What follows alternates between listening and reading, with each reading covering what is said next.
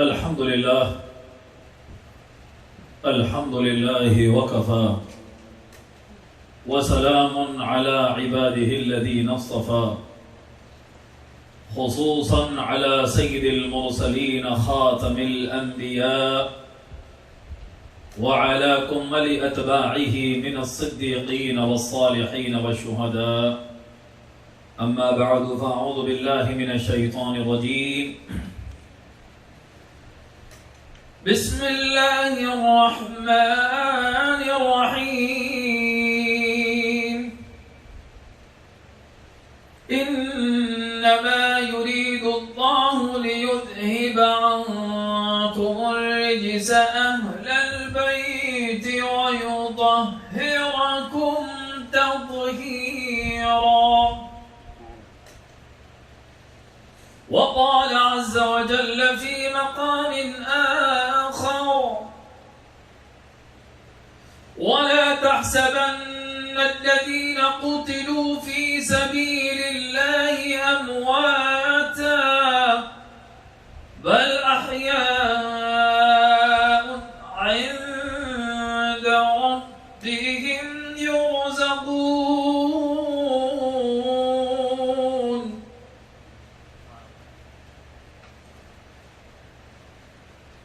إن الدين عند الله الإسلام صدق الله العظيم وبلغنا رسوله النبي الكريم ونحن على ذلك لمن الشاهدين والشاكرين آمين. الحمد لله رب العالمين. إن الله وملائكته يصلون على النبي يا أيها الذين آمنوا صلوا عليه وسلموا تسليما. اللهم صل على سيدنا محمد وعلى آل سيدنا ونبينا ومولانا محمد كلما ذكره الذاكرون وكلما غفل عن ذكره الغافلون.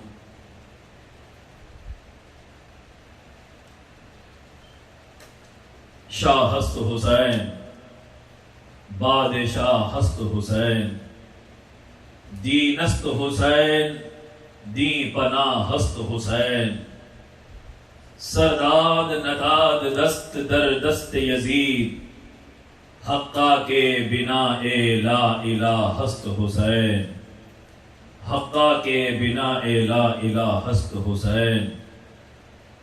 غم حسین خدا سب کو سرفراز کرے یہی وہ غم ہے جو ہر غم سے بے نیاز کرے. حسینیت جسے کہیے وہ سب کے بس کی نہیں خدا کی دین ہے وہ جس کو سرفراز کرے. وہ سجدہ سبت نبی نے دکھا دیا جو لعیق جبین شوق کو شائستہ نیاز کرے.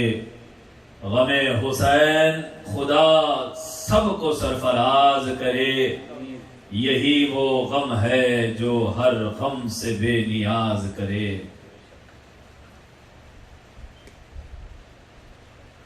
شاعر مشرق علامہ اقبال ذکر حسین اور یاد حسین کے حوالے سے بیان کرتے ہیں کہ دل میں ہے مجھ بے عمل کے داغ عشق اہل بیت دل میں ہے مجھ بے عمل کے داغ عشق اہل بیت ڈھونڈتا پھرتا ہے ذل دامن حیدر مجھے ڈھونڈتا پھرتا ہے ذل دامن حیدر مجھے. رونے والا ہوں شہید کربلا کے غم میں رونے والا ہوں شہید کربلا کے غم میں کیا درے مقصد نہ دیں گے ساقی کوثر مجھے کیا درے مقصد نہ دیں گے ساقی کوثر مجھے. صبر و رضا یقین کا پیکر حسین ہیں آئی نئے صفات پیمبر حسین ہیں. چہرے الگ الگ ہیں تو رشتے جدا جدا مقصد میں دیکھیے تو 72 حسین ہے. کتنا بلند ابن علی کا مقام ہے کتنا بلند ابن علی کا مقام ہے.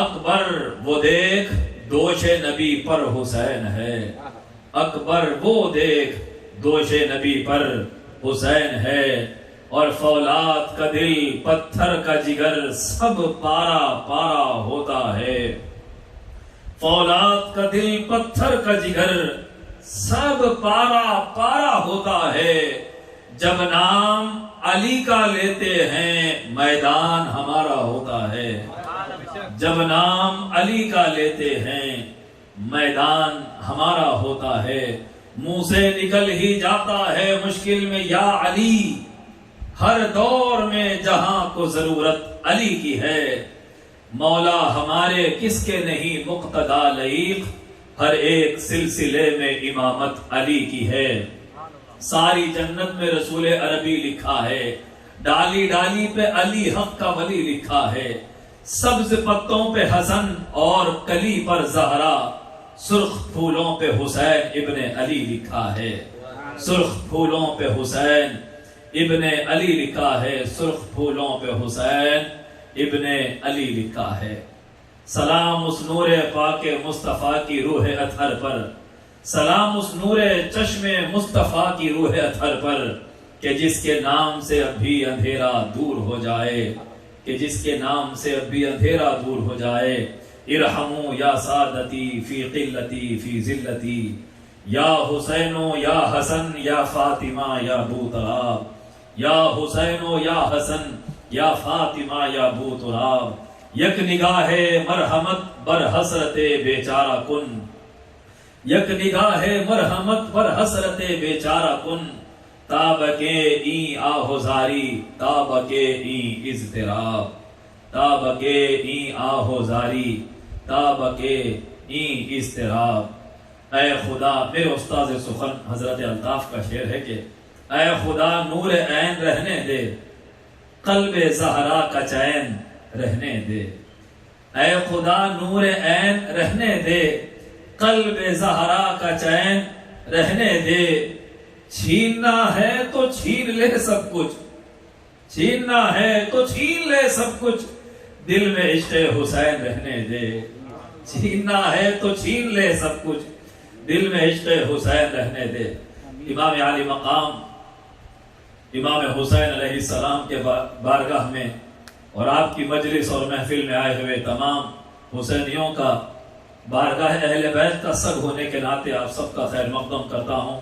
نگران محفل محترم المقام حضرت مولانا سید شاہ غیاث الدین قادری صاحب قبلہ صاحب پیر حفظہ اللہ، محترم المقام ہمارے انتظامیہ کے سرپرست عالی جناب سید لعیق صاحب حفظہ اللہ، عالی جناب حسن نواز خان عارف صاحب حفظہ اللہ، اور جمیع سناخہ حضرات شفیع بھائی ہیں، اور ہمارے ان 10 دنوں میں جو امام کی محفل سجانے میں خدمت کرنے والے لوگ ہیں، ہمارے سید معظم حسین صابری صاحب ہیں، جواد قادری صاحب ہیں، اور بھی جتنے لوگ، عابد صاحب ہیں، اسحاق ہے، ان سب کے حق میں میں آج کی اس آخری محفل میں اللہ کی بارگاہ میں دعا کرتا ہوں کہ مولا انہوں نے تیرے محبوب کے نواسے کی محفل سجائی ہے، ان کی نسلوں کو حسینیت کی دولت عطا فرما۔ جتنے حاضرین ہیں، مرد حضرات میں، خواتین میں، آن لائن جتنے دیکھ رہے ہیں، آپ سب کو امام حسین کی محبت مبارک، کائنات کی سب سے عظیم دولت اللہ رب العزت نے آپ کو عطا فرمائی ہے۔ واقعات کربلا کی بیانی جو مسلسل جاری ہے، آج اختتام کو پہنچنے والی ہے، اس سے قبل 2 باتیں آپ حضرات کے گوش گزار کرنی ہیں۔ ایک تو یہ کہ غم حسین منانا یہ کہاں سے ثابت ہے، کیوں منانا، اور ہر سال ان واقعات کا تذکرہ کر کے آنسو بہانا، یہ طریقہ آپ نے کہاں سے لیا، اور یہ غم حسین کون لوگ منایا کرتے ہیں۔ تو سب سے پہلے تو یہ کہ آپ وہ احادیث طیبہ سن چکے ہیں کہ رسول کریم صلی اللہ علیہ وآلہ وسلم مسلسل اشک باری فرما رہے تھے، اور شہادت امام حسین کی خبر رسول پاک نے عطا فرمائی۔ ایک موقع پر جبریل امین نے آ کر یہ خبر دی، ایک بارش کا فرشتہ اس نے آ کر یہ خبر دی، 2 موقع ہوئے، مختلف مواقع پر رسول پاک نے کربلا کا ذکر کیا، اور ذکر شہادت امام حسین کر کے ہچکیوں پر، میرے آقا سے ہچکیوں پر تھے، مسلسل میرے نبی کے آنسو جاری رہے، اور رسول پاک کا رونا دیکھ کر امہات المؤمنین سیدہ فاطمہ، مولا علی، سارے کے سارے رونے لگتے، اور اہل بیت رسول اللہ میں 50 برس پہلے سے یہ خبر معروف تھی کہ امام حسین کو میدان کربلا میں شہید کیا جائے گا۔ تو سیدہ فاطمہ ہو یا مولا علی، جب بھی کربلا ہونے سے پہلے ذکر کرتے ان کی آنکھوں سے آنسو جاری ہو جاتے۔ تو یہ وہ شہادت ہے جو شہادت کے بعد نہیں بلکہ شہادت سے پہلے سے اس پر آنسو بہائے جاتے ہیں۔ یہ نبی کی سنت ہے اور نبی کے خاندان کی سنت ہے۔ ابھی شہادت ہوئی نہیں ہے، اس سے پہلے سے آنسو بہائے جا رہے ہیں۔ شہادت کے بعد آنسو بہنا یہ تو فطری عمل ہے۔ یہ ہمارے لیے ایک سنت ہمیں مل گئی کہ رسول پاک علیہ الصلوۃ والتسلیم اس ذکر کے ساتھ آنسو بہایا کرتے تھے۔ صحابہ کا ایمان بھی یہی ہے۔ ایک موقع پر حضرت عثمان وضو کرتے کرتے اچانک مسکرا دیے، کوئی وجہ نہیں تھی۔ لوگوں نے پوچھا، اے حضرت عثمان آپ مسکراتے کیوں ہیں؟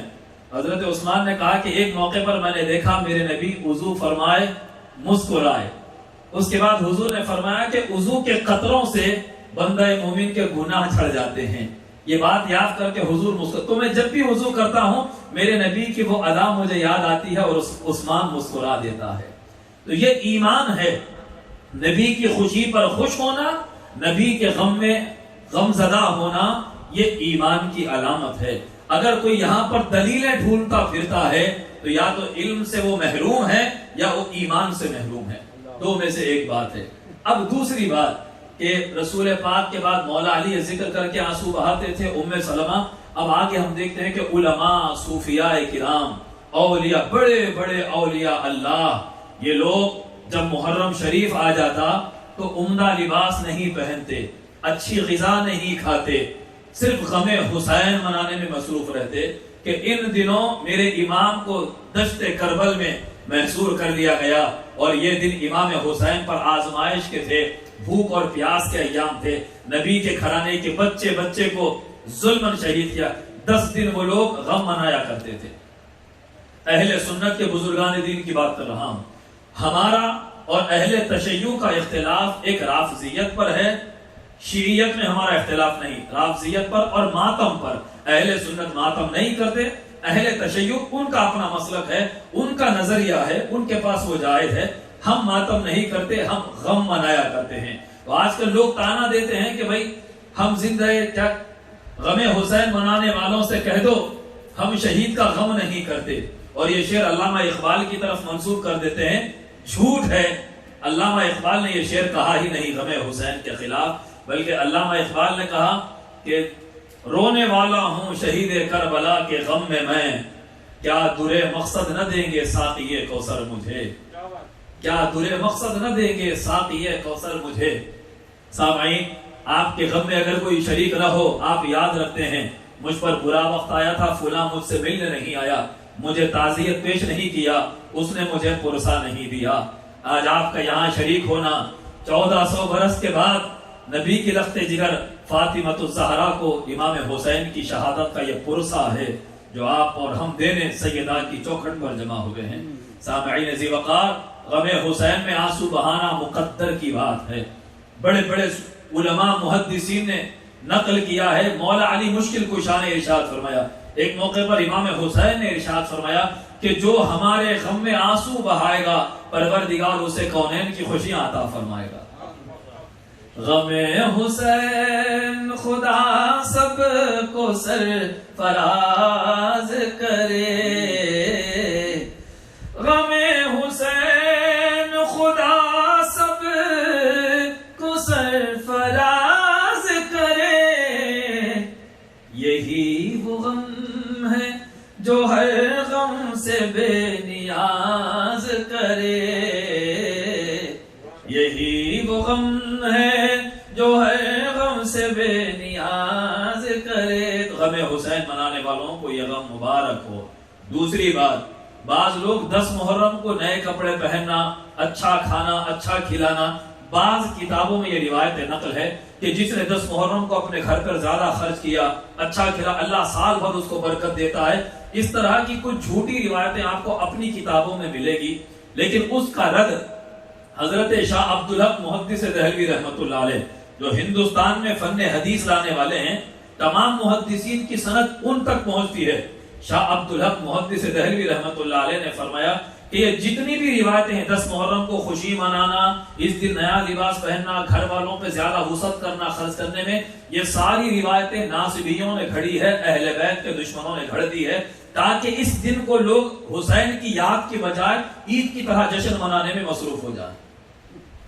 تو یہ ایک چال ہے دشمنان اہل بیت کی کہ مسلمانوں میں 10 دن کو سرور اور عید کا دن بنا دیا جائے، اور وہ ساری اس دن وہ فلاں کی توبہ قبول ہوئی، فلاں نبی کی کشتی جودی کے پہاڑ پر آئی. یہ ساری روایتوں کو حضرت شاہ عبدالحق دہلوی رحمۃ اللہ علیہ نے بے اصل اور لائق اعتماد قرار نہیں دیا، بے اصل قرار دیا، اور یہ کوئی قابل اعتماد روایت نہیں ہے. ہمارے لیے سب سے بڑی عبادت نبی کی سنت ہے، ہم اہل سنت ہیں.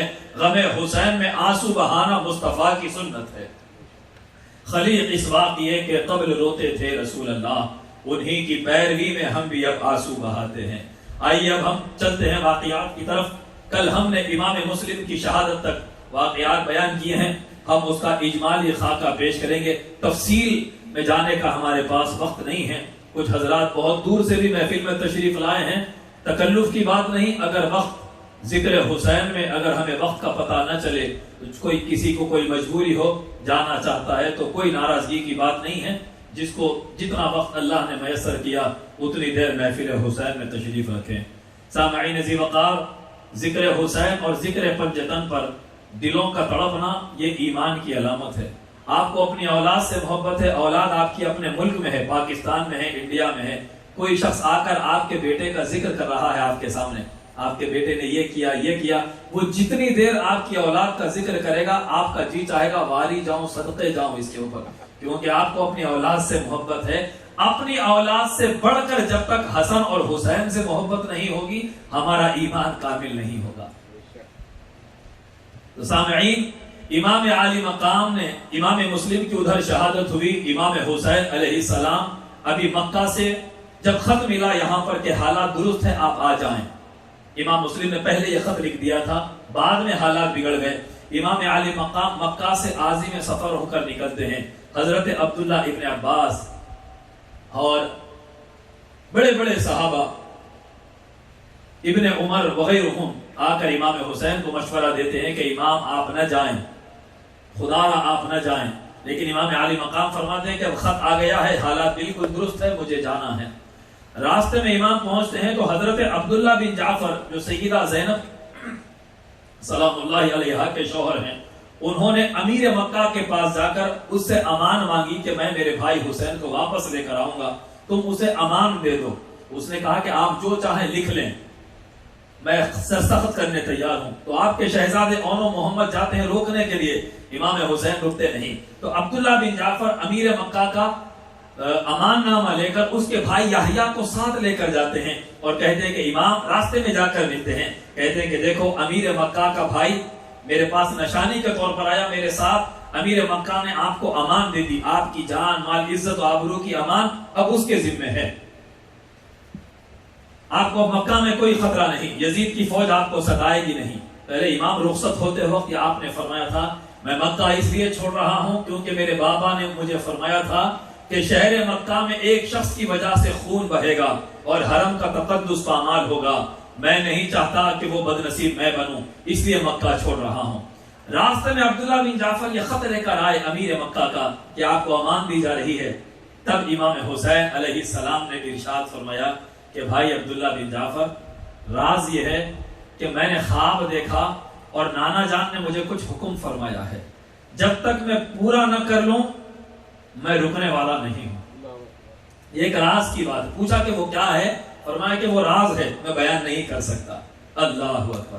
اب چلے امام عالی مقام کوفہ کی جانب. راستے میں عرب کا ایک مشہور شاعر ملتا ہے جس کا نام فرزدق ہے، بہت مشہور شاعر تھا. وہ امام عالی مقام سے راستے میں ملتا ہے، سلام کرتا ہے. تو امام پوچھتے ہیں کوفہ کے حالات کیا ہیں. تو اس نے کہا کہ قلوب الناس معك وسيوفهم مع بني امیہ، امام لوگوں کے دل تو آپ کے ساتھ ہیں لیکن تلواریں بنو امیہ کے ساتھ ہیں،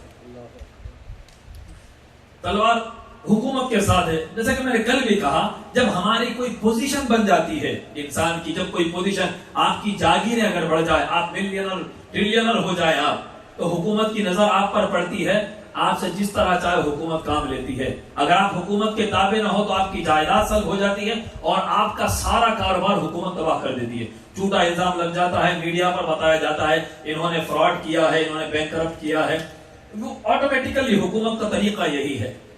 تو اسی لیے لوگوں کے دل آپ کے ساتھ ہیں مگر تلواریں ان کے ساتھ ہیں، مجبوراً اپنی جاگیریں بچانے کیا کیا کرنے وہ لوگ حکومت کے ساتھ ہو گئے تھے۔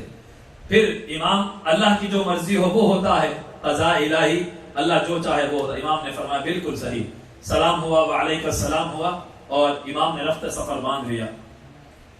راستے میں امام عالی مقام کو امام مسلم کا وہ قاصد ملا جو حالات خراب ہونے کے بعد آپ نے بھیجا تھا۔ پھر اس کے بعد ایک اور قاصد ملا جس سے یہ اطلاع ملی کہ امام مسلم کو شہید کر دیا گیا، اور ہانی بن عروہ جس کے گھر امام مسلم ٹھہرے تھے ان کو بھی شہید کر دیا گیا۔ اور لوگوں نے کہا کہ ہم ان کے لاشیں دیکھ کر آ رہے ہیں، کوفہ میں لٹکی ہوئی لاشیں دیکھ کر آئے ہیں۔ اللہ، یہ کہنا ہی تھا۔ اب ساتھیوں نے، بنی اسد قبیلے والوں نے، 2 لوگ شامل ہوئے تھے، ان لوگوں نے کہا امام اب خدا کے لیے پلٹ جائیں، اب آگے نہ جائیں۔ حضرت مسلم بن عقیل کے بھائیوں نے کہا جب تک ہم اپنے بھائی کے خون کا بدلہ نہ لے لیں گے ہم واپس پلٹنے والے نہیں۔ تو امام عالی مقام نے فرمایا اب مسلم کے گزر جانے کے بعد اب جینے میں کوئی مزہ بھی نہیں ہے۔ پھر بعض لوگوں نے کہا امام وہ مسلم تھے، لوگوں نے ان کو تنہا چھوڑ دیا، آپ اگر جائیں گے لوگوں کے حوصلے بلند ہوں گے، پھر سے ایک لشکر تیار ہو جائے گا، تو لہذا آپ چلیں۔ امام کا تو عزم مصمم ہی تھا، کوفہ کی جانب رواں دواں ہوئے۔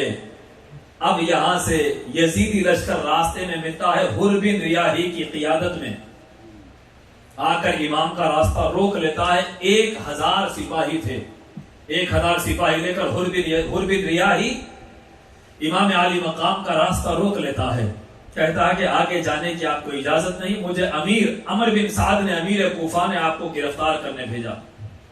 ایک جگہ پڑاؤ کر لیتے ہیں، ظہر کی نماز اور عصر کی نماز امام حسین کی قیادت میں، وہ سارا لشکر حر بن ریاحی کے 1000 سپاہی امام کی قیادت میں نماز پڑھتے ہیں۔ عصر کی نماز کے بعد امام عالی مقام کھڑے ہو کر خطبہ دیتے ہیں کہ لوگوں، کوفہ والوں، میں تمہاری دعوت پر یہاں آیا ہوں، میرا راستہ روک رہے ہو، مجھے آگے بڑھنے نہیں دے رہے ہو، اگر تم چاہتے ہو کہ میں کوفہ نہ آؤں مجھے واپس جانے دو، میں واپس چلا جاتا ہوں، کیونکہ تم نے مجھے دعوت دی اس لیے میں یہاں پر آیا۔ حر بن ریاحی نے کہا کہ ہمیں کوئی پتہ نہیں کس نے آپ کو خط لکھا۔ تو امام حسین نے خطوط سے بھرے تھیلے اونڈیل کر فرمایا کہ یہ دیکھو تمہارے خطوط کوفے والوں کے، میں ان کی دعوت پر یہاں آیا ہوں۔ حر نے کہا ہمیں اس کی کوئی اطلاع نہیں۔ اب ہم امیر نے حکم دیا کہ آپ کو ہم ساتھ لے کر آئیں، یا تو آپ یزید کی بیعت کریں یا تو آپ ہمارے ساتھ عمر بن سعد کے پاس، کوفہ کے گورنر کے پاس چلے۔ امام نے فرمایا یہ نہیں ہو سکتا، حسین باطل پرستوں کے پاس چلنے والا نہیں۔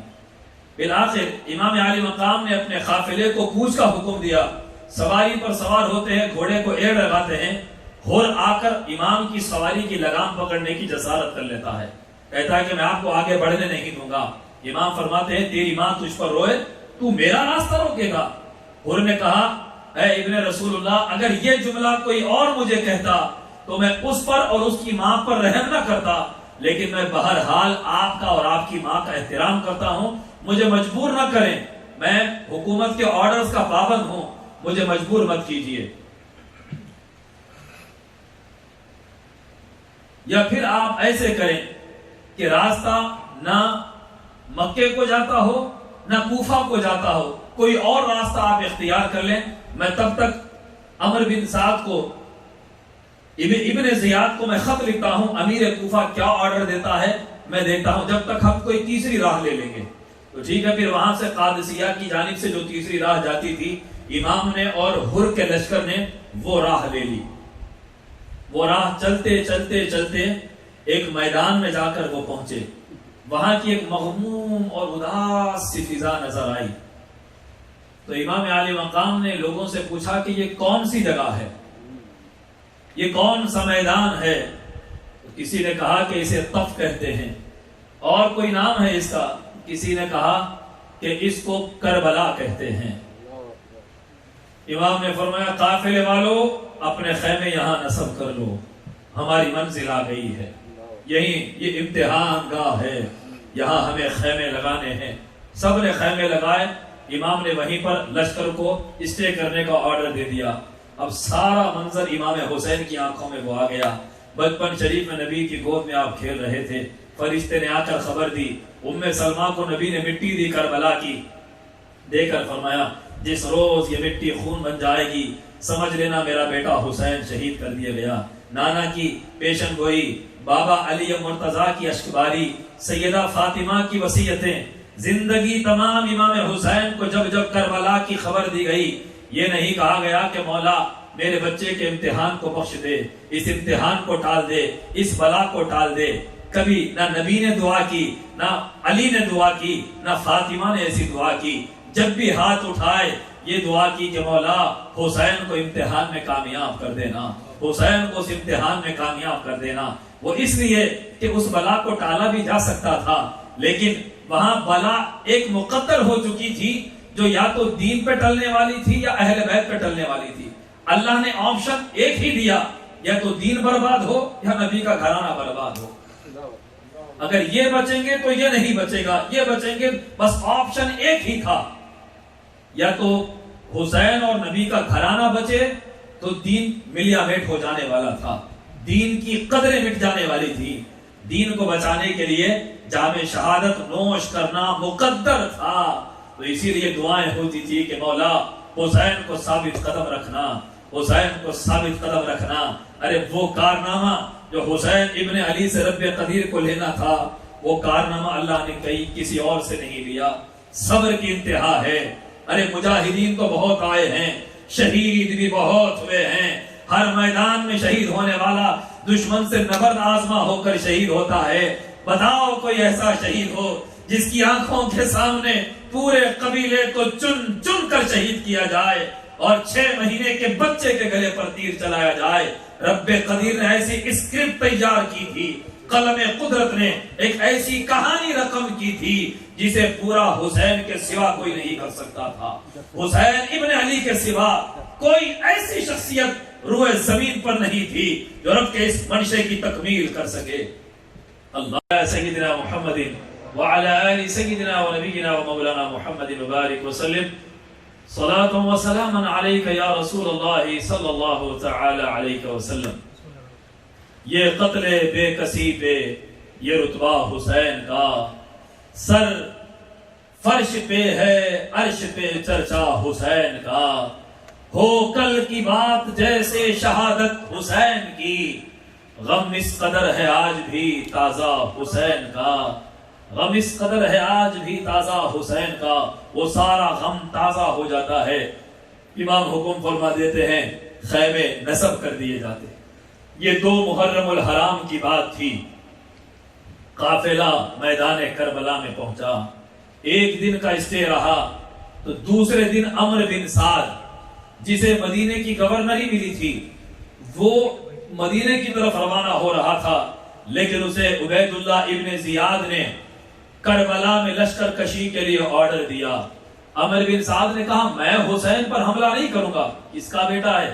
عمرو بن سعد پتا ہے صحابی رسول 10 مبشرہ میں سے ہیں، حضرت سعد ابن ابی وقاص جنہوں نے بدر کے میدان میں پہلا تیر کافروں پر چلایا تھا، اس صحابی کا بیٹا ہے عمرو بن سعد۔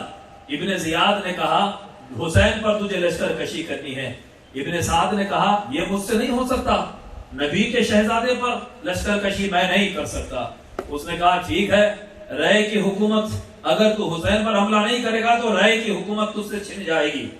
دنیا کا لالچی حکومت کی خاطر 1 رات کی مہلت لیتا ہے، وہ ساری باتیں یاد کرتا ہے۔ نبی کے کاندھے پر حسین کھیلتے تھے، نبی منبر پر کھڑے ہوتے، ان کو آت کر گرتا دیکھ کر خطبہ روک کر نبی نیچے اتر جاتے تھے۔ وہ سارے فضائل یاد کیے، پھر حکومت یاد آئی۔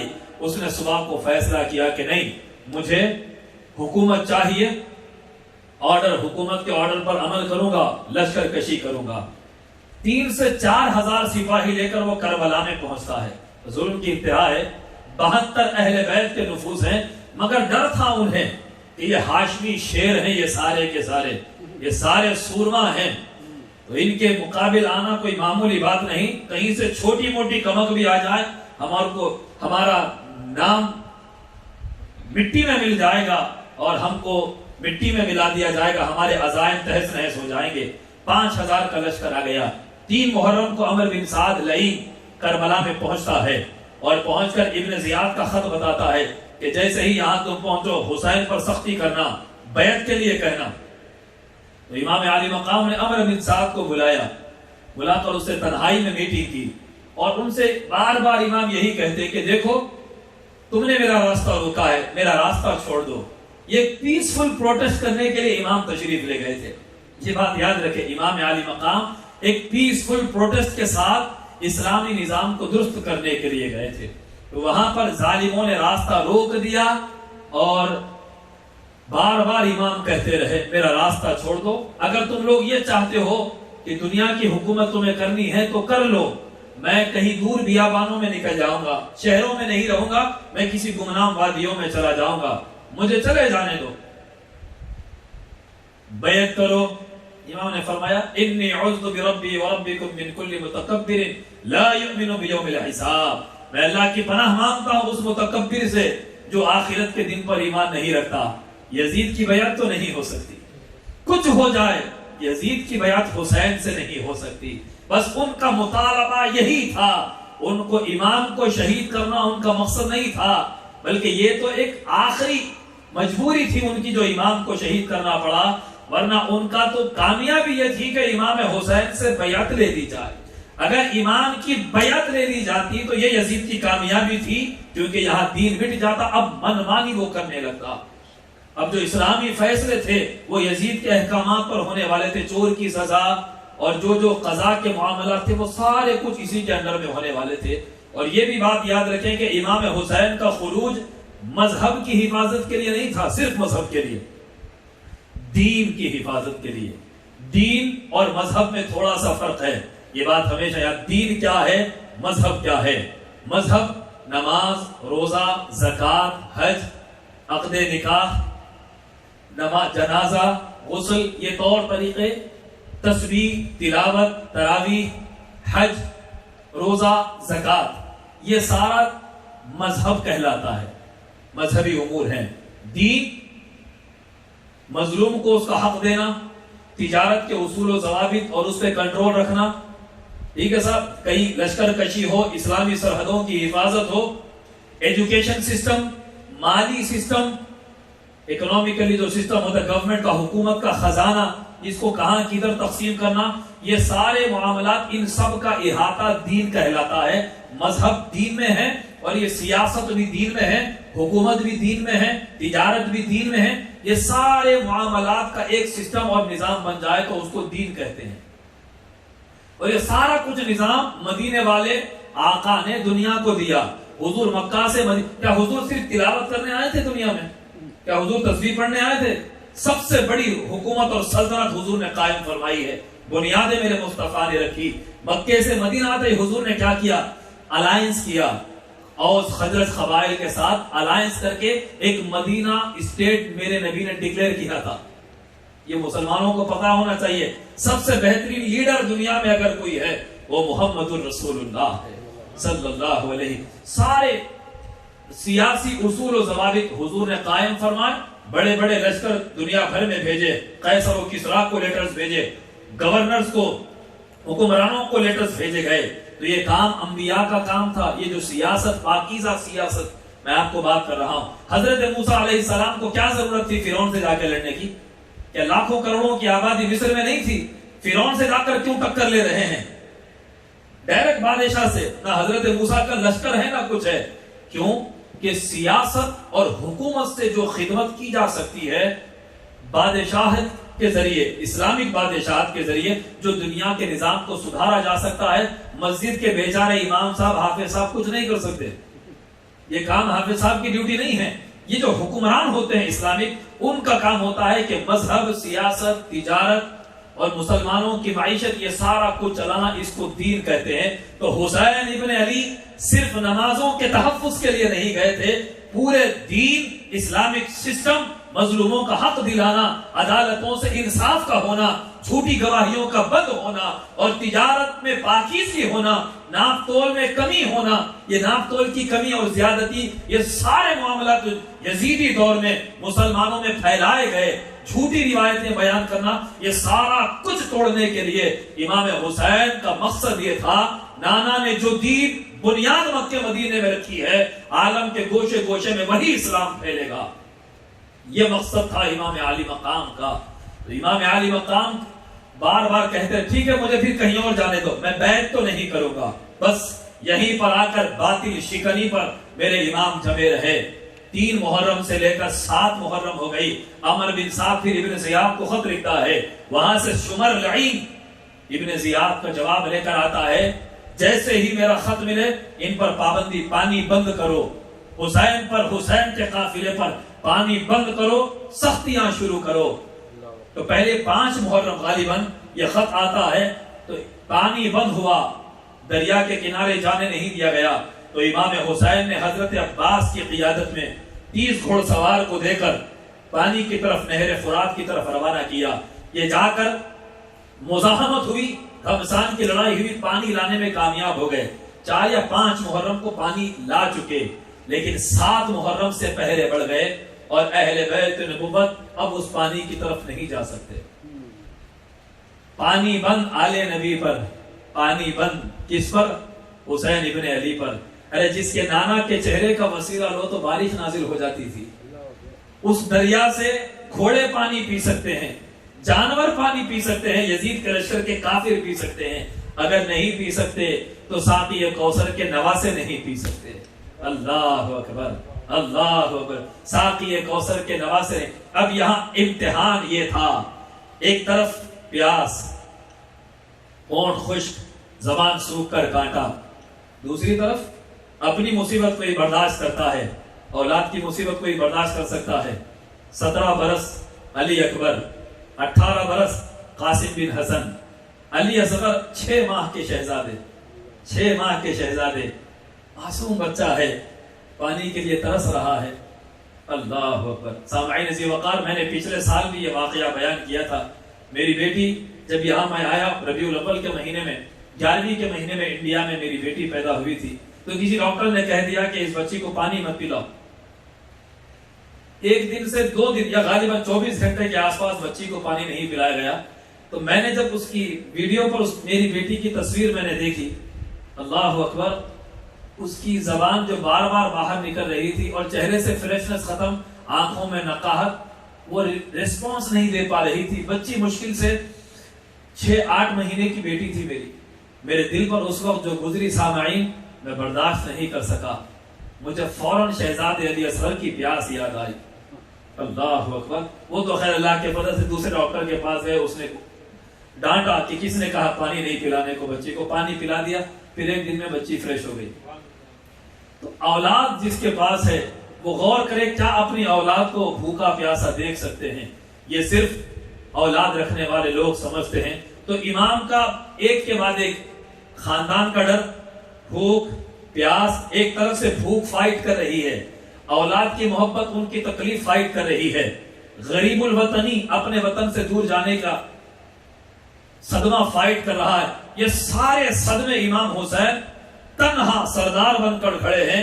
ایک جہت سے امام حسین پر اللہ کی قدرت امتحان لے رہی ہے، اور قربان جاؤں، اللہ اکبر، سوکھی زبان اور تھا سوکھا گلا مگر، سوکھی زبان اور تھا سوکھا گلا مگر، چٹان کی طرح تھا ارادہ حسین کا، چٹان کی طرح تھا ارادہ حسین کا۔ قربان حسین ابن علی، آپ کی شجاعت، آپ کی استقامت اور آپ کی ثابت قدمی پر وقت کے سپر پاور نے بھی آپ کو متزلزل کرنے میں ناکامی حاصل کر لی۔ میرے امام، پانی بند ہو جاتا ہے۔ 7-8 محرم اہل بیت نبوت تیمم کر کے نمازیں پڑھا کرتے ہیں، پینے کے لیے پانی نہیں ہے۔ 9 محرم آتی ہے، آخری آرڈر کہ اب ان پر لشکر کشی کر دی جائے۔ 9 محرم کی شام یزید کا لشکر خیموں کے سامنے آ جاتا ہے امام کے حملہ کرنے کے لیے۔ امام حسین علیہ السلام عباس بن عبد المطلب اپنے وفا شعار بھائی کو حکم دیتے ہیں کہ عباس جاؤ ان سے پوچھو کہ کیا ارادہ ہے۔ حضرت عباس پوچھتے ہیں جا کر، یہ بھی سنیں عباس کون ہیں؟ حضرت ام البنین کے بیٹے، مولا علی کی ایک اور اہلیہ تھی، ان کے بیٹے تھے حضرت عباس، سونتیلے بھائی تھے رشتے میں۔ اور دنیا نے ایسا سونتیلا بھائی بہت کم دیکھا ہوگا جو اپنے بھائی کو قربان ہونے کے لیے آیا ہے۔ سوچو وہ جو سونتیلے ہوتے ہیں ان کی تربیت ہم کرتے ہیں، یہ وہ سونتیلا ہے جس کی رگوں میں علی کا خون بہ رہا ہے۔ سامعین، حضرت عباس جا کر یزیدیوں سے پوچھتے ہیں کیا ارادے سے آگے بڑھے ہو؟ وہ کہتے ہیں کہ ہم اب قتل کرنے آئے ہیں، جنگ کرنے کے لیے آئے ہیں۔ تو امام حسین پیغام کہلواتے ہیں کہ ہمیں 1 رات کی مہلت دے دو، مجھے توبہ استغفار سجدوں سے مجھے بڑا قلبی تعلق ہے، 1 شب ہمیں دے دو، کل صبح آپ کو قطعی فیصلہ سنا دیا جائے گا۔ رات عبادت کے لیے امام نے چن لی کہ آخری رات اب رب کے حضور سجدے کریں گے۔ امام عالی مقام رات دیر گئے سجدوں میں، رب کو منانے میں، گریہ وزاری میں، آہ وزاری میں گزارتے ہیں۔ ایک ایسا لمحہ آتا ہے کہ امام عالی مقام تلوار پر ٹیک لگائے، علی کے شیر کو اونگ آ جاتی ہے، آنکھ کھلتی ہے تو امام ایک آہ بھر کر اللہ اکبر فرماتے ہیں۔ بہن زینب تو امام سے بے پناہ محبت کرتی تھی، وہ بہن پوچھتی ہے کہ بھائی حسین کیا ہوا؟ تو امام عالی مقام فرماتے ہیں کہ بہن زینب، نانا جان ابھی تشریف لائے تھے اور مجھ سے رسول پاک نے فرمایا کہ بیٹے حسین کل آ کر جلد ہم سے ملاقات کرنا، ہم تمہارے استقبال کے لیے کھڑے ہیں۔ تو بہن زینب کہتی ہے کہ اللہ اکبر، ہائے حسین، میرا بھائی کل مجھ سے جدا ہو جائے گا، کل میرا بھائی مجھے چھوڑ کر چلا جائے گا۔ امام عالی مقام فرماتے ہیں کہ بہن صبر کرو، یہ صبر گاہ ہے، یہ امتحان گاہ ہے، ہم یہاں امتحان دینے کے لیے آئے ہیں۔ رات کو ایک ایک خیمے پر جاتے ہیں، امام سب کو خبرگیری فرماتے ہیں۔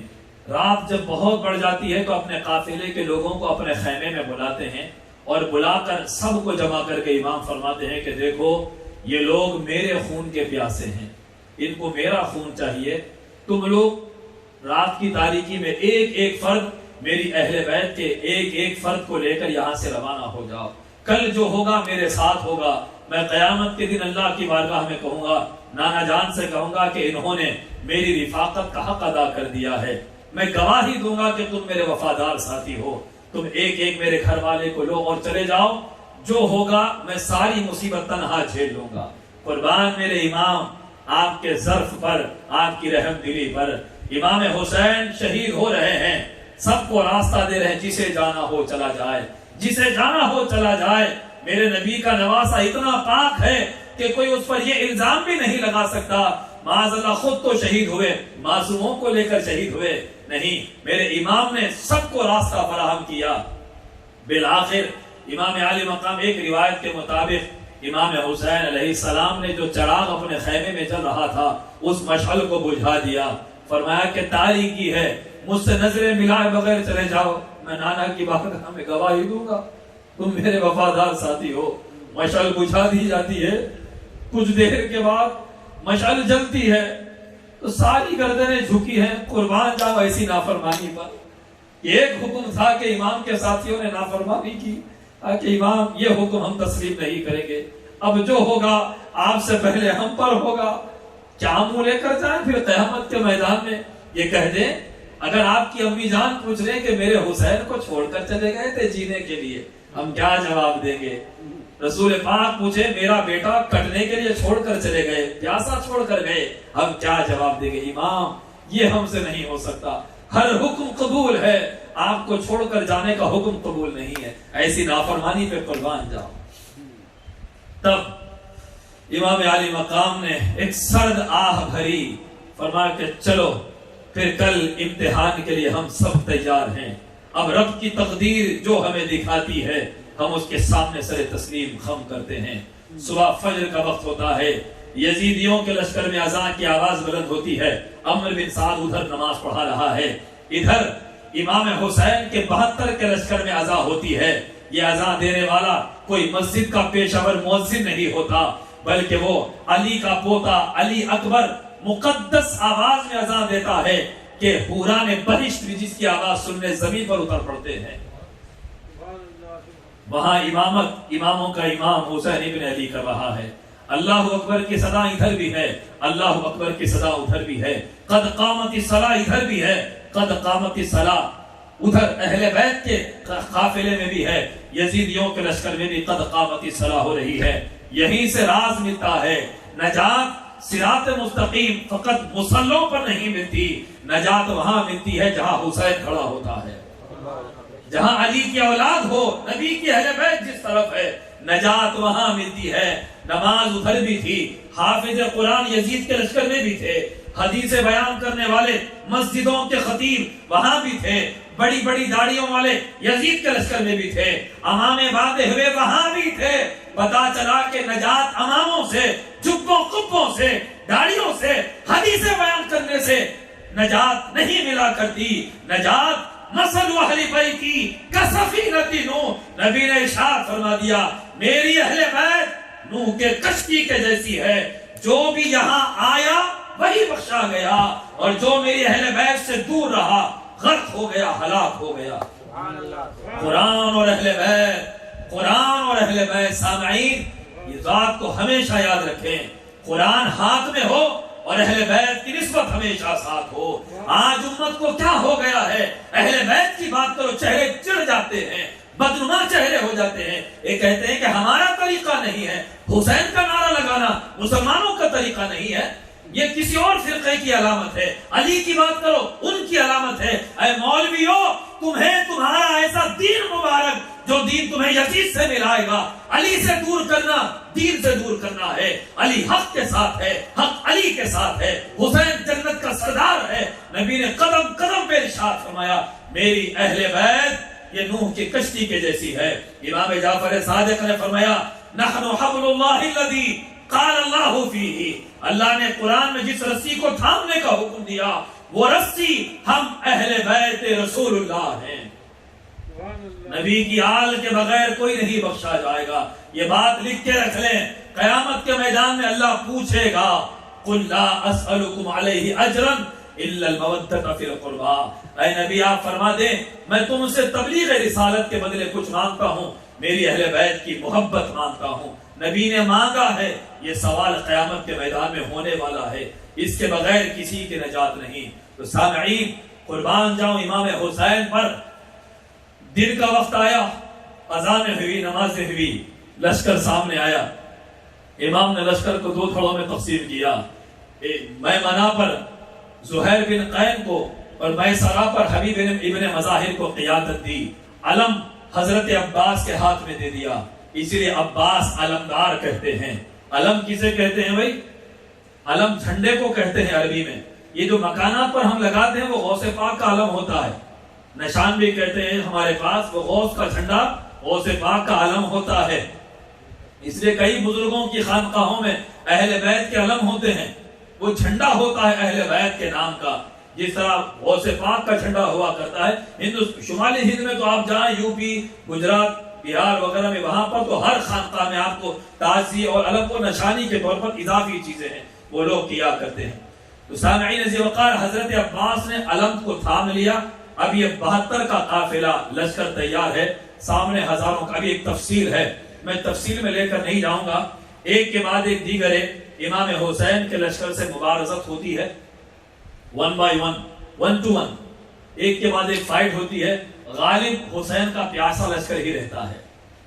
1 to 1 جو فائٹ ہوتی ہے اس میں سارے یزیدی حوصلے پسپا ہیں اور مر رہے ہیں، کٹ رہے ہیں، اور پھر اس کے بعد یزید کے لشکر کو لوگوں نے کہا ابن سعد کو کہ سنگل لڑائی میں تم جیت نہیں سکتے، وہاں پر ہاشمی ہے، ہاشمی، ارے علی کا خون ہے وہاں، ان کو ایک ایک کر کے ہرانا اتنا آسان بات نہیں ہے، لہذا ایک ساتھ ان پر حملہ کر دیا جائے، حسینی جانثار ایک ایک کر، اور ایک ایک کا چہرہ دیکھنے سے موت کا خوف کسی کی نگاہوں میں دکھائی نہیں رہا۔ وہ ایک عجیب لشکر تھا، چہروں کو دیکھو تو شہادت کے جذبوں سے سرشار، ان کا ایک ہی ٹارگٹ تھا، دین خدا کے لیے، اس کی حفاظت کے لیے مرنا ہے، اور عزت کے ساتھ، دین کے وقار کے ساتھ۔ زندگی کی بھیک نہیں مانگی جائے گی، موت بھی ہوگی تو شیروں کی طرح میدان میں لڑتے ہوئے۔ تاریخ بدل دی 72 نے، ہزاروں میں 72 تھے وہ واحد کربلا والے، حقیقت میں خدا ان کا تھا اور وہ تھے خدا والے۔ 70 پہ 2 چراغ بجھے کربلا میں جب، لوگوں خدا کے نام کا پہلا دیا جلا۔ 61 میں ایسا مقتل کرب و بلا جلا، باطل ابھی بھی چیخ رہا ہے جلا جلا۔ کم ہونے دین آل نے مقتل کی روشنی، کم ہونے دین آل نے مقتل کی روشنی۔ جب ایک چراغ بجھنے لگا دوسرا جلا، جب ایک چراغ بجھنے لگا دوسرا جلا۔ ایک کے بعد ایک کے بعد ایک میدان میں جا رہے ہیں، واپس نہیں آ رہے ہیں، بس یہاں سے گئے، لڑائی گھمسان کی لڑائی ہوئی، کٹے گرے، ایک ایک آواز دیتا ہے۔ اور سامعین، شہزادہ علی اکبر سے میں شروع کرتا ہوں۔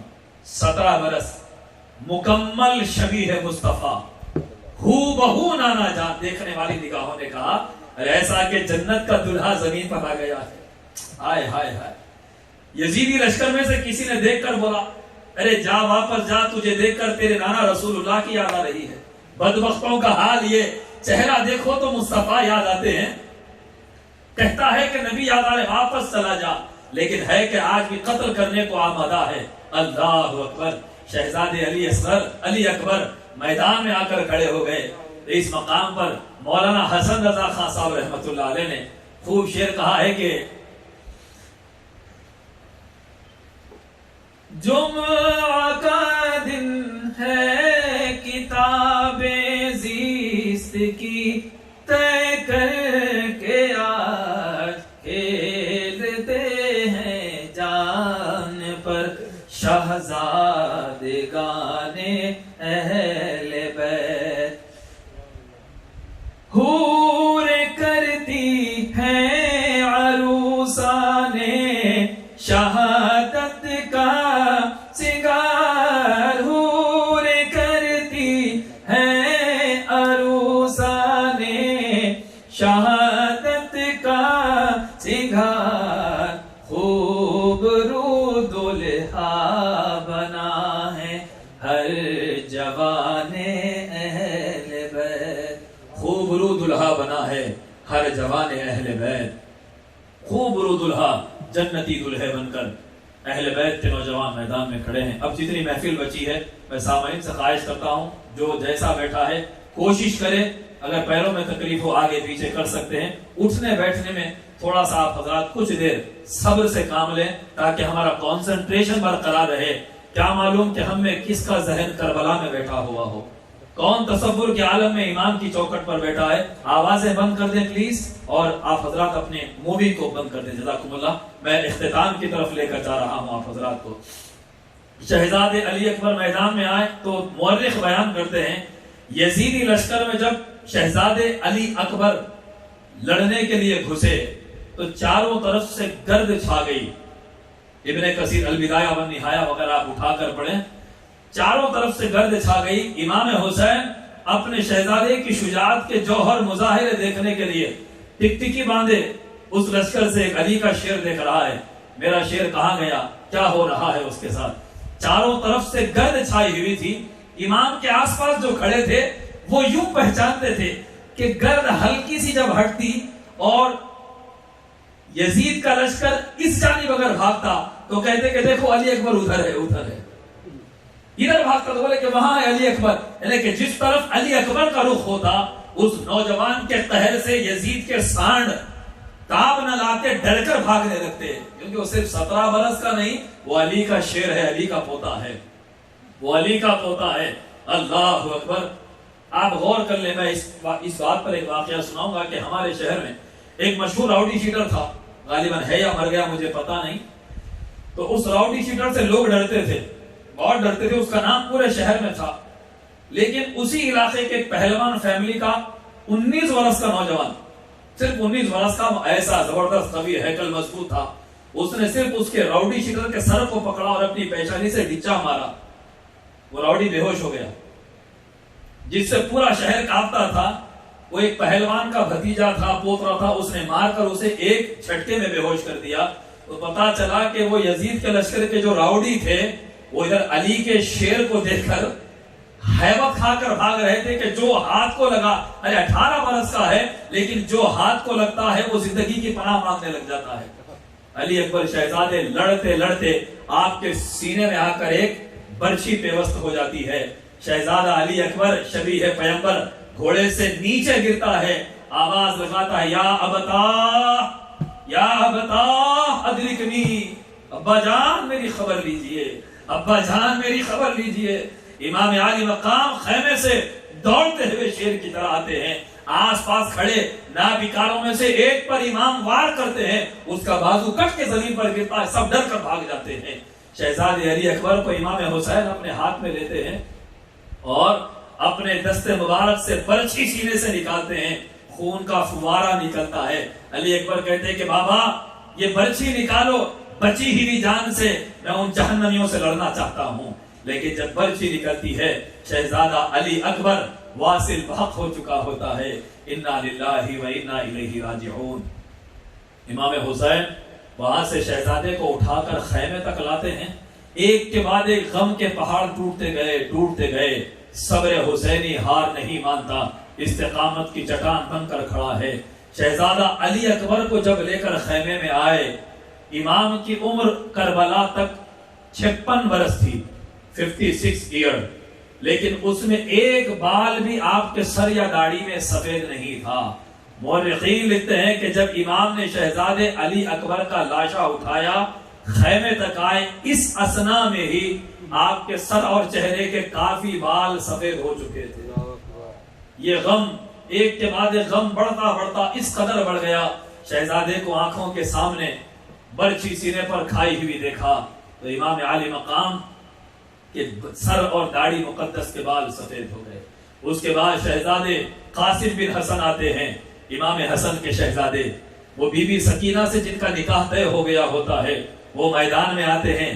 راوی بیان کرتا ہے کہ اس یزیدی لشکر کا ایک سپاہی جس کا نام میں حمید بن سلیم کچھ اس طرح کا نام میں بھول رہا ہوں، اس نے کہا کہ میں اس وقت یزید عمر بن سعد کے لشکر میں تھا، میں نے دیکھا کہ ایسا خوبصورت چہرہ زندگی میں نے نہیں دیکھا تھا. قاسم بن حسن جو آئے، ایسا چہرہ زندگی میں نے نہیں دیکھا. ان کے بائیں پیر کی نالین کا تسمہ ٹوٹا ہوا تھا. قاسم آئے، شجاعت کے جوہر دکھانے لگے، اور جب امام قاسم پر سر پر وار ہوا، سر سے خون بہا، آواز دی یا عماں ادرکنی، یا عماں ادرکنی، چچا میری خبر لیجئے. یہ جو ایک ایک آواز ہوتی کلیجہ پھٹ جاتا ہے، لوگ صدمے سے اسپاٹ پر مر جاتے ہیں، بے ہوش ہو جاتے ہیں. قربان حسین آپ کے صبر پر ایک کے بعد ایک صدمہ، ایک کے بعد ایک صدمہ ہو رہا ہے. ایسا صدمہ تاریخ میں کسی کو نہیں ملا، کسی کو نہیں ملا جو صدمہ امام عالی مقام کو ملا. شہزادے قاسم کے بارے میں راوی بیان کرتے ہیں کہ جب گرد چھٹی تو ہم نے دیکھا سرانے چچا کھڑے تھے اور ان کے قدموں میں شہزادے قاسم بن حسن ایڑیاں رگڑ رہے تھے. جس طرح کسی کو ذبح کرنے کے بعد وہ زمین پر ایڑیاں رگڑتا ہے، نبی کی آل کو ظالموں نے اسی نبی کا کلمہ پڑھ کر ایڑیاں رگڑنے پر مجبور کیا. بیان کرتے ہیں کہ جب امام خیمے کی طرف لے جا رہے تھے، ان کے قدم زمین پر گھسیٹے جا رہے تھے. راوی کہتا وہ منظر مجھے آج بھی یاد ہے، میری آنکھوں کے سامنے ہے قاسم بن حسن کا چمکتا چہرہ اور زمین پر کربلا کی گھسیٹے جاتے ہوئے پیر مجھے آج بھی یاد ہے.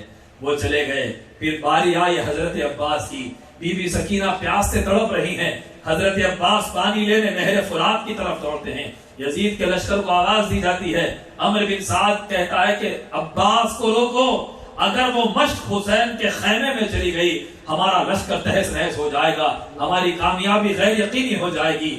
حضرت عباس کا تعاقب لشکر کرتا ہے. عباس لڑتے لڑتے فرات تک جانے میں کامیاب ہو جاتے ہیں. دریا پر مشق بھر لیتے ہیں، سپاہیوں سے لڑتے ہوئے مشق کو عباس نے بھر لیا.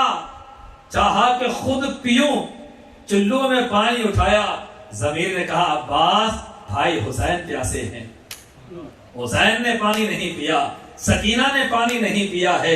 اللہ اکبر. عباس پانی کو واپس دریا میں ڈالتے ہیں اور اپنی وفا کا مظاہرہ کرتے ہوئے خیموں کی جانب بڑھتے ہیں. اس مقام پر شاعر کہتا ہے کہ ناد علی کو پڑھ کے جہاں کو ہلا دیا، ناد علی کو پڑھ کے جہاں کو ہلا دیا، ایک شیر نے فرات سے سب کو بھگا دیا، ارے چلو میں بھر کے آب کو پانی پہ مار کر عباس نے فرات کو پانی پلا دیا، عباس نے فرات کو پانی پلا دیا۔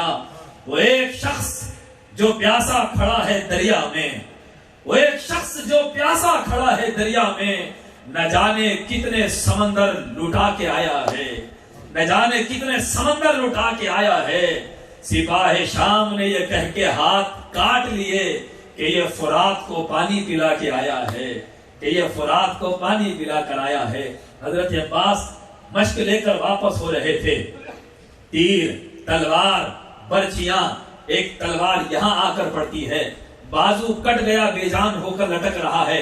عباس نے دوسرے ہاتھ میں مشق لے لی، دوڑ رہے ہیں کہ خیمے قریب آنے والے ہیں، سکینہ کو پانی پلاؤں، مستورات خاندان رسالت کو، امام کو پانی پلا دوں۔ عباس تیری زندگی یہی کامیاب ہے کہ ساقی کوثر کے خاندان کو تو یہاں پانی پلا دے، یہی تیری کامیابی ہے۔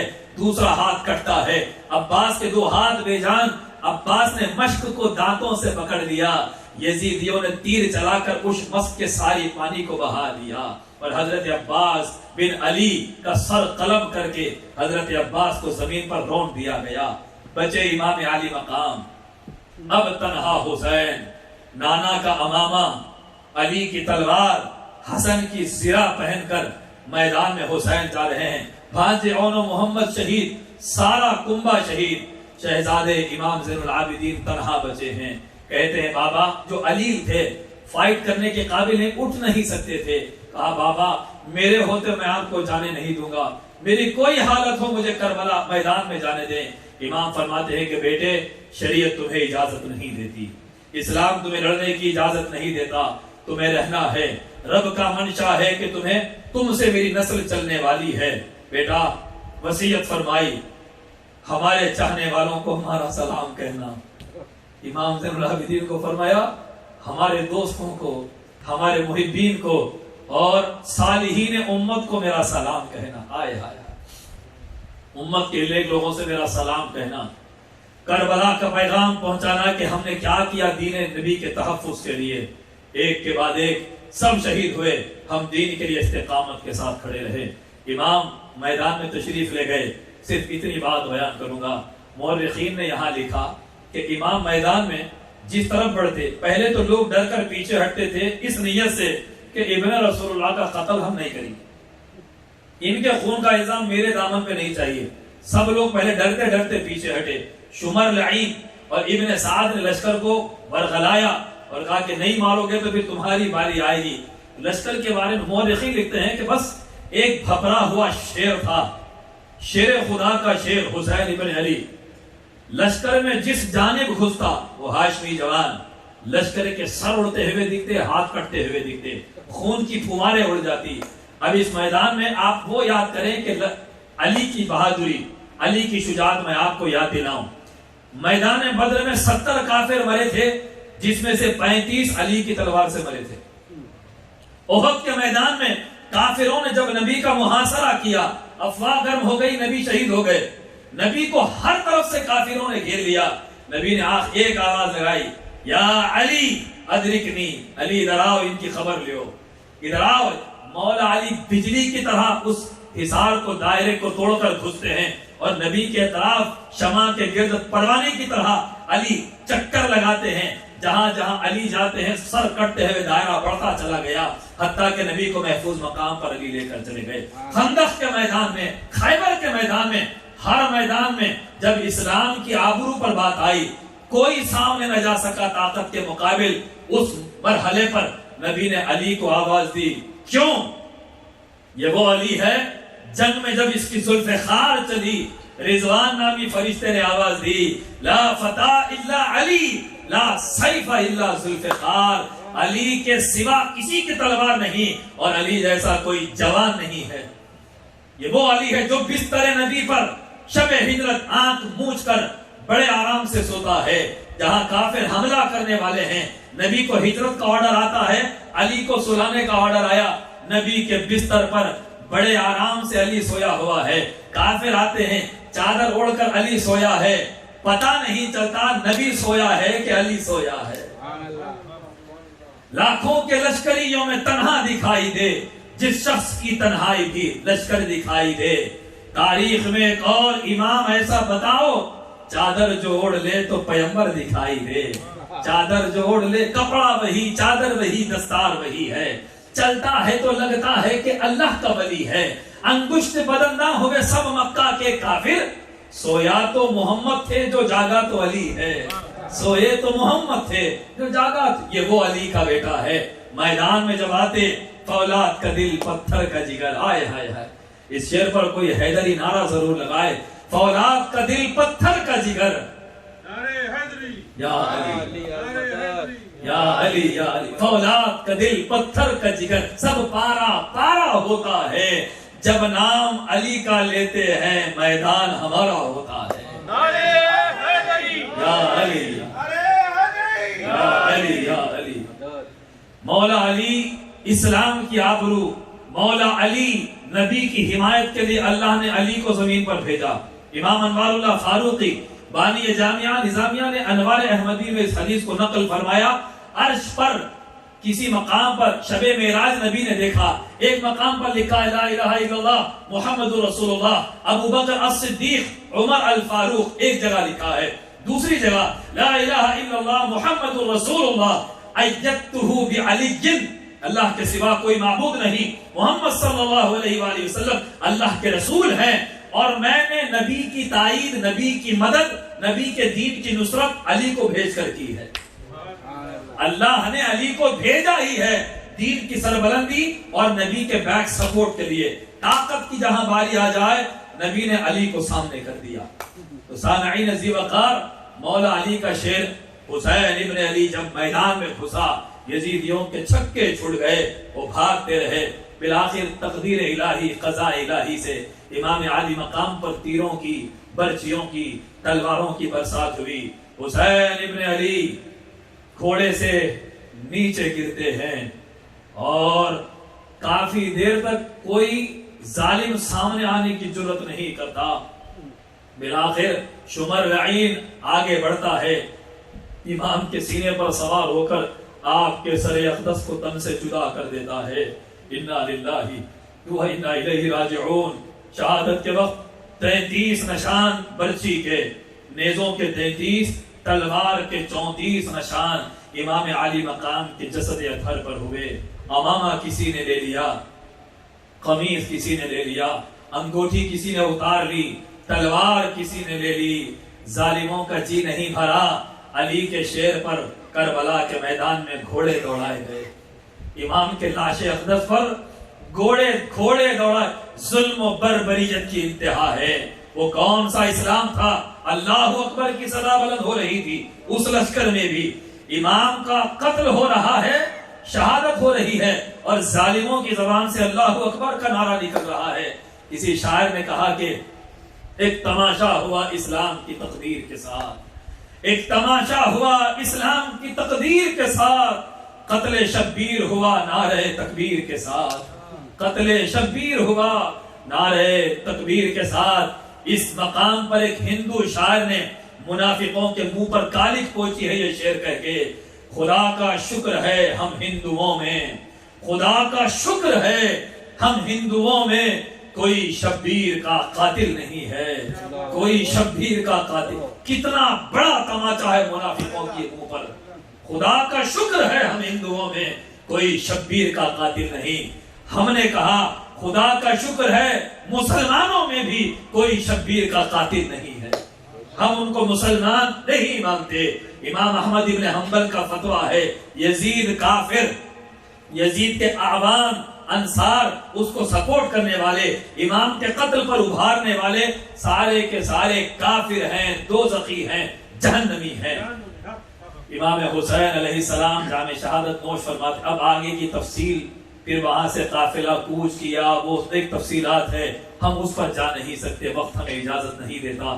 کسی موقع پر انشاءاللہ تعالی اس تفصیل کو ہم بیان کریں گے. ہوا یہ کہ امام کی شہادت کے بعد کچھ عرصہ گزرا نہیں کہ مختار ثقفی جو بھی ایک صحابی کے بیٹے تھے، انہوں نے کوفہ میں لوگوں کو جمع کیا اور امام عالی مقام کے قتل کا بدلہ لینے کے لیے ان کی حمیت کو جگایا۔ تو مختار ثقفی کی حمایت میں ایک عظیم لشکر اٹھتا ہے اور ایک ایک یزید کے لشکر کے سپاہی کو چن چن کر مختار ثقفی کے لشکر نے واسل جہنم کیا۔ جنہوں نے معصوم بچوں کو قتل کیا، ان کی آنکھوں کے سامنے جو لشکر میں تھے، ان کی اولاد کو جو کہ میدان میں لڑ رہی تھی، باپ کے سامنے ابن زیاد کو، شمر کو، عمر بن سعد کو، ایک ایک کو چن کر مختار ثقفی کے لشکر نے واسل جہنم کیا۔ 3 برس کے اندر قاتلان حسین سے اللہ نے انجام لے لیا۔ وہ یہیں پر دنیا میں ذلیل اور رسوا ہوئے اور قیامت تک وہ قار مذلت میں جلتے رہیں گے۔ یزید کی جب تک باری آنی تھی، اس سے پہلے ہی یزید ابن معاویہ کو اللہ نے پیٹ کے کلنج کے درد میں مبتلا کر دیا۔ پیاس سے تڑپتا چلاتا یزید، اس کو پانی پلایا جاتا تو تھوک دیتا، حلق سے باہر نکل جاتا۔ بھوک پیاس کہتے کہتے یزید ملعون وہ واصل جہنم ہو گیا، اور بھری جوانی میں یزید جہنم میں جا کر اس کا ایندھن بن گیا۔ بس 3 سے 4 برس کے اندر اللہ نے تمام قاتلان حسین سے دنیا ہی میں بدلہ لے لیا۔ امام کو چونکہ اس مرتبے پر بتلانا تھا کہ وفا کی راہ میں اللہ کی محبت میں کس حد تک جایا جا سکتا ہے، تاریخ میں ایک مثال قائم ہونی تھی۔ اسماعیل کی قربانی مانگی، باپ چھری چلا رہے تھے، جنت سے دمبا بھیج دیا، یہ قربانی ادھوری ہے۔ وَفَدَيْنَاهُ بِذِبْحٍ عَظِيمٍ، ہم اس کے بدلے ذبح عظیم، ایک عظیم قربانی سے اس کا فدیہ دینے والے ہیں۔ یہ قربانی ادھوری تھی حضرت اسماعیل کی۔ وَفَدَيْنَاهُ بِذِبْحٍ عَظِيمٍ، اس کا فدیہ عظیم قربانی سے دیں گے۔ علماء بیان کرتے ہیں کہ وہ عظیم قربانی جانور ہو سکتی ہے، پیغمبر کے بدلے دمبا عظیم قربانی کہاں ہو گیا؟ وہ تو ایک رسم اور یادگار ہے جو چل رہی ہے۔ وہ عظیم قربانی جو ذبح اسماعیل کے بدل اللہ نے فدیے کے طور پر دی، وہ قربانی خاندان مصطفیٰ کی قربانی ہے، وہ قربانی حسین کی قربانی ہے۔ جو ابراہیم کے بیٹے سے جو قربانی لینی تھی رک گئی، ادھوری رہ گئی۔ حضرت ابراہیم ہی کی نسل سے، اولاد اسماعیل ہی میں سے نبی آخر الزمان کے شہزادے کا انتخاب ہوتا ہے۔ مصطفیٰ کی شہادت حسین سے وقوع پذیر ہوتی ہے، اسی لیے مصطفیٰ نے کہا حسین منی وانا من الحسین، حسین مجھ سے ہے، میں حسین سے ہوں، میری شہادت حسین سے ہے۔ اللہ شاعر کہتا ہے کہ بس 4 دن افضل ہے کل جہاں سے گھرانہ حسین کا، افضل ہے کل جہاں سے گھرانہ حسین کا، نبیوں کا تاجدار ہے نانا حسین کا۔ بس 4 دن کی تھی وہ حکومت یزید کی، بس 4 دن کی تھی وہ حکومت یزید کی، صدیاں حسین کی ہے زمانہ حسین کا، صدیاں یا حسین لبیک یا حسین، لبیک یا حسین، ایک ساتھ میں مل کر لبیک یا حسین، لبیک یا حسین، لبیک یا حسین، لبیک یا حسین، لبیک یا حسین، لبیک یا حسین، لبیک یا حسین، لبیک یا حسین، لبیک یا حسین۔ بتا دو سب کو کہ ظالم کے تم غلام نہیں، حسین والو مجاہد ہو کوئی عام نہیں، مدد کے واسطے کیا آج بھی امام نہیں؟ غم حسین ہے یہ بزدلوں کا کام نہیں، غم حسین ہے یہ بزدلوں کا کام نہیں۔ امام یاد کریں ایسا کام کر جاؤ، امام یاد کریں ایسا کام کر جاؤ، حسین کہنے کی ہمت نہیں تو مر جاؤ، حسین کہنے کی ہمت نہیں مر جاؤ۔ وہ حسین کا کارنامہ رہا ایک عظیم کامیابی، جو دنیا میں پہلی بار شہید ہونے والا کامیاب ہوا اور زندہ رہنے والا ناکام ہوا۔ مقصد کے اعتبار سے حسین کو کامیابی ملی۔ یزید کو ہاتھ چاہیے تھا، حسین کو دین چاہیے تھا۔ ہاتھ نہیں ملا، سر مل گیا، حسین نے سر دے دیا، مگر ہاتھ نہیں دیا. اگر ہاتھ دیتے تو دین گیا تھا. اب یزید جو کرتا وہ دین ہو جاتا, یزید جو کرتا وہ شریعت بن جاتی. اسی لیے حضرت خواجہ خواجگاں میرے خواجہ ہند کے راجا ہند الولی معین الدین حسن سنجری اجمیری نے فرمایا شاہ ہست حسین بادشاہ ہست حسین. سب کہیں شاہ ہست حسین بادشاہ ہست حسین. دین است حسین دی پناہ ہست حسین. سرداد نداد دست در دست یزید حقا کے بنا لا الہ ہست حسین. اب اس شہادت سے کیا ملا؟ ایک سپر پاور کے مقابل آخری دم تک حسین کا ڈٹ جانا رنگ لایا. مدینے والوں نے بیعت توڑی. جتنے لوگ ووٹ دے چکے تھے مدینے سے بغاوت ہوئی, مکے سے بغاوت ہوئی. یزید نے لشکر بھیجا حجاز کو, مدینے پر حملہ کروایا, مکے پر حملہ کروایا. مکے میں کعبے کا غلاف جل گیا. میرے آقا کی مسجد میں 3 دن تک مسجد نبوی میں گھوڑے دوڑائے گئے, اونٹیں باندھے گئے اور ان کی لیگ ملی سے مسجد نبوی کا تقدس پامال ہوا. 3 دن مسجد نبوی میں حرم رسول میں نماز نہیں ہوئی. عظیم تابعی سعید ابن مسیب کہتے ہیں میں پاگل بننے کا ناٹک کیا تاکہ روضہ رسول کے قریب رہوں. مجھے ان لوگوں نے پاگل سمجھ کر چھوڑ دیا. میں وہیں منبر رسول کے پیچھے بیٹھ گیا, وہ مجھے پاگل سمجھتے رہے. 3 دن تک نہ اذان ہوئی مدینے میں, نہ نماز ہوئی. لیکن جب نماز کا وقت آتا حضور کے روضے سے حجرے سے مجھے اذان کی آواز آتی, میں یہاں نماز ادا کر لیا کرتا. تو زندہ ہے واللہ, تو زندہ ہے واللہ, میرے چشم عالم سے چھپ جانے والے. کیا اب بھی دنیا یزید کو جنتی کہے گی؟ کون کہہ سکتا ہے؟ کسی کا بیٹا کوئی ہو جب خدا کا دشمن بنے تو نوح علیہ السلام کا بیٹا بھی دوزخی بنا. تو سامعین یزید لعنتی ہے, جہنمی ہے, کافر ہے, وہ آج دوزخ کا گڑا ہے. حسین نبی کا بیٹا ہے, حسین قائد ہے, حسین امام ہے, حسین حریت کا بانی ہے, حسین دین کا محافظ ہے, حسین اسلام کا علم بردار, جنتی نوجوانوں کا سردار. آئیے ہم سب مل کر پڑھتے ہیں. نہ پوچھئے کہ کیا حسین ہے, نہ پوچھئے کہ کیا حسین ہے, کیا حسین ہے بولو میرا بادشاہ, ہاں حسین ہے بولو میرا بادشاہ حسین ہے. خدا کے دی کا نا خدا, خدا کے دی کا نا خدا, ہر ابتدا کی ابتدا کرم کی انتہا حسین ہے. ہاں حسین ہے بولو میرا بادشاہ حسین ہے. ہاں کیا حسین ہے بولو میرا بادشاہ حسین ہے. سنو سنو یہ دین تو حسین کا ہمیں انعام ہے.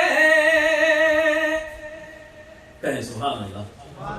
سنو سنو یہ دین تو حسین کا ہمیں انعام ہے. یہ بات کس قدر ہنسی, یہ بات کس قدر ہنسی, جو کہتے ہیں معین الدین کے دین کی پناہ حسین ہے. ہاں حسین ہے بولو میرا بادشاہ حسین. لبیک یا حسین, لبیک یا حسین, لبیک یا حسین, لبیک یا حسین, لبیک یا حسین. کرے کوئی جو ہم سری کسی کی کیا مجال ہے کوئی دنیا میں ہم سری کرنے والا. حضرت عمر نے اپنے بیٹے سے کہا حسین کے برابر حصہ چاہیے, جا ان کے باپ جیسا باپ لے کر آ, ان کی ماں جیسی ماں لے کر آ, ان کے نانا جیسا نانا, نانی جیسی نانی لے کر آ, خالہ جیسی خالہ, اور ان کے ماموں جیسا ماموں لے کر آ. ہے کوئی برابری کرے؟ کرے کوئی جو ہم سری کسی کی کیا مجال ہے، جہاں میں ہر لحاظ سے حسین بے مثال ہے۔ یہ ہو چکا ہے فیصلہ، یہ ہو چکا ہے فیصلہ، نہ کوئی دوسرا خدا، نہ کوئی دوسرا حسین ہے۔ یہ ہو چکا ہے فیصلہ، نہ کوئی دوسرا خدا، نہ کوئی دوسرا حسین ہے۔ ہاں حسین ہے، بولو میرا بادشاہ حسین، ہاں کیا حسین ہے، بولو میرا بادشاہ حسین۔ کیا چہرے چمک رہے ہیں اہل بیت کی محبت سے، سبحان اللہ۔ امام کے ترانے گانے والوں، اللہ جنت میں حسین کے قدموں میں آپ سب کو جگہ۔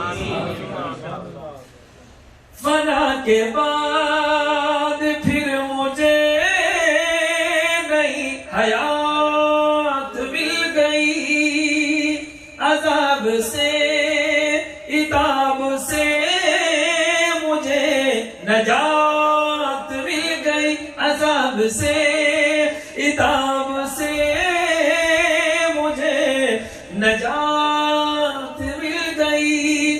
سوال جب کیا گیا، سوال جب کیا گیا، ہے کون تیرا پیشوا، تو میں نے کہہ دیا حسین ہے۔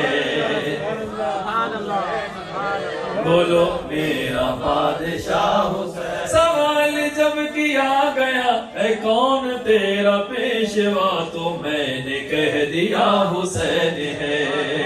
ہاں حسین ہے، بولو میرا بادشاہ حسین، ہم سب کا بادشاہ حسین ہے جس کی فکر کربلا حسین وہ دماغ ہے جس کی فکر کربلا حسین وہ دماغ ہے، یہ پنجتن کی انجمن کا پانچواں چراغ ہے، یہ پنجتن کی انجمن کا پانچواں چراغ ہے، حسن کا پہلا ہم سفر، علی کا دوسرا فسر، امام تیسرا حسین ہے۔ ہاں حسین ہے، بولو میرا بادشاہ حسین، ہاں کیا حسین ہے، بولو میرا بادشاہ حسین، میرا بادشاہ حسین ہے۔ کرو گے گر مخالفت غم حسین کی یہاں، بہت ہیں آج بیٹھے ہوئے، یہ غم منانا کہاں ہے، وہ غم منانا کہاں ہے، اپنا کوئی مرتا ہے تو روتے ہیں تڑپ کر، پر صدق پیغمبر کا کبھی غم نہیں کرتے، پر صدق پیغمبر کا کبھی غم نہیں کرتے۔ محسن یہی مقبول روایت ہے جہاں میں قاتل کبھی مقتول کا غم نہیں کرتے، قاتل کبھی مقتول کا غم نہیں کرتے۔ محسن یہی مقبول روایت ہے جہاں میں قاتل کبھی مقتول کا وہ غم نہیں کرتے، قاتل کبھی مقتول کا وہ غم۔ ارے مارنے والے قاتلوں کی اولاد غم حسین کیوں منائے گی؟ ان کے لیے تو جشن کا دن ہوگا۔ کرو گے کر مخالفت غم حسین کی یہاں، کرو گے کر مخالفت غم حسین کی یہاں، وہ حشر ہوگا حشر میں کہ الحفیظ الاما، وہ حشر ہوگا حشر میں کہ الحفیظ الاما، جہاں بھی چھپنے جاؤ گے، جہاں بھی چھپنے جاؤ گے، جہاں بھی چھپنے جاؤ گے، کہیں بھی چھپ نہ پاؤ گے کہ ہر جگہ میرا حسین ہے۔ اللہ اکبر، یا رسول اللہ، یا حسین، لبیک یا حسین، نعرے حیدری، نعرے حیدری، زباں کے ساتھ دل بولا علی مولا، زباں کے ساتھ دل بولا نعرے غوث۔ جہاں بھی چھپنے جاؤ گے، جہاں بھی چھپنے جاؤ گے، کہیں بھی چھپ نہ پاؤ گے کہ ہر جگہ میرا حسین ہے۔ ہاں حسین ہے، بولو میرا بادشاہ حسین آخری شعر پڑھ رہا ہوں جو حدیث پاک کی ترجمانی کرنے والا شعر ہے. یہ حدیث کا مضمون ہے. اس کو امام بیہقی نے نقل کیا ہے اور بھی دیگر محدثین نے. اس حدیث کی ترجمانی کر رہا ہے یہ شعر کے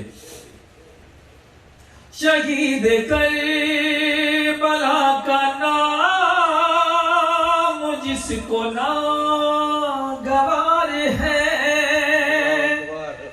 جو بد نسل ہے بد نسب انہی میں یہ شمار ہے.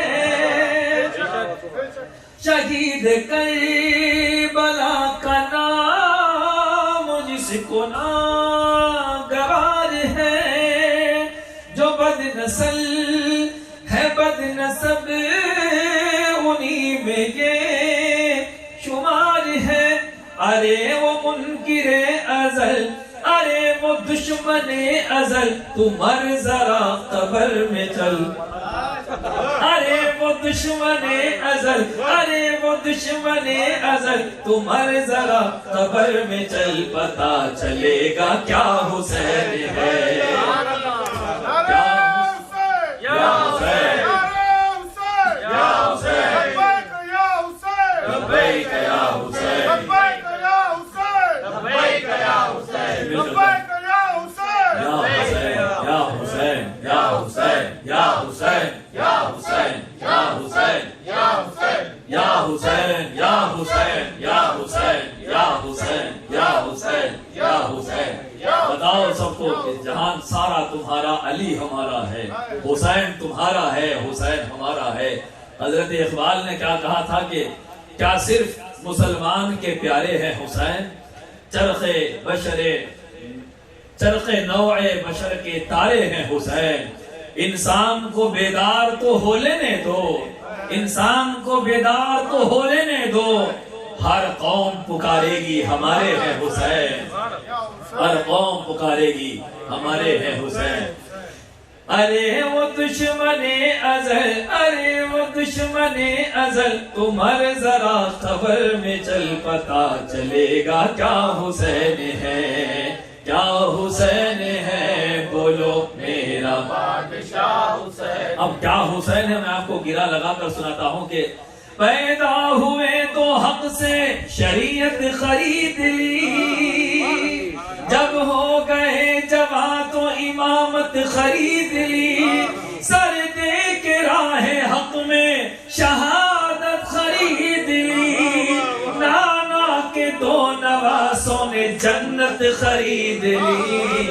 ارے وہ دشمن ازل تمہر ذرا قبر میں چل. پتا چلے گا کیا حسین ہے کیا حسین ہے بولو میرا بادشاہ حسین. چھوٹی نہ جنگ میں بھی عبادت حسین کی باطل شکن رہی ہے طبیعت حسین کی. محشر میں لوگ یوں ہی نہیں بخش جائیں گے لانی پڑے گی سب کو حمایت حسین کی.